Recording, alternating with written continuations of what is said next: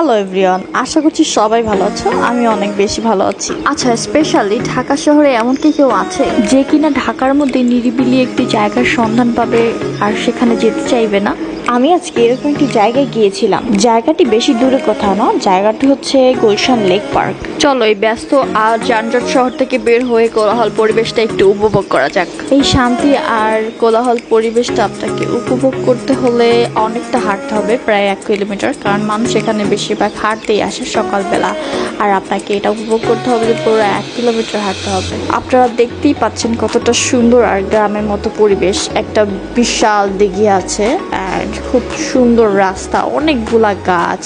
সত্যি এখানে খুবই ভালো লাগছে। আমার এরকম পার্কে করা আরও আগে একটা ভিডিও ছিল, সেটা হচ্ছে Gulshan Shahabuddin park. Gulshan Shahabuddin park and Gulshan park দুটো কিন্তু ভিন্ন, তো সবাই আবার গোলায় ফেলায় না।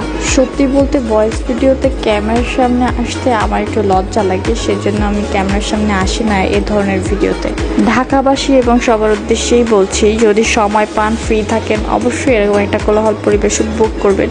তো এই তো সামনে একটা খেলার জায়গা আছে, এখানে ক্রিকেট, ফুটবল, ব্যাডমিন্টন অনেক কিছু খেলা যায়। একটা মস্ত বড় বট গাছ আছে, দেন একটু সামনে গেলেই পাবেন সুন্দর একটা ব্রিজটি হচ্ছে ঝুলন্ত। তারপর বসার জন্য ছোট ছোট ছাউনিওয়ালা সিট আছে, অনেক সুন্দর। রাস্তার দুই পাশে দেখবেন বিভিন্ন রকমের ফুল গাছ।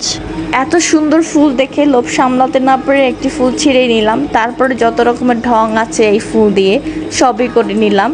অ্যান্ড দেন 1-2 মিনিট হাঁটার পরেই পেয়ে যাবেন একটা নার্সারি।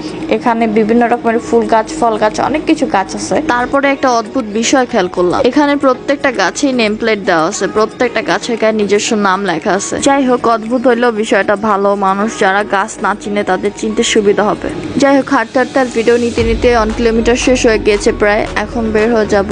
আসলে ঢাকা শহরে যানজট পেরিয়ে এখানে একবার যেতে পারলে তোমার সারাদিনও এখান থেকে বের হতে ইচ্ছে করবে না। ভিডিওটি মেক করার একটাই মাত্র কারণ, অনেকেই জানে না এই যানজট শহরে এরকম একটা নিরিবিলি পরিবেশ আছে নিজেদের আয়ত্তের মধ্যেই। ওকে এভরিওয়ান, এত ব্যস্ত শহরে নিজেকে একটু সময় দিবেন এরকম একটা নিরিবিলি পরিবেশে। সবাই ভালো থাকবেন, আল্লাহ হাফেজ।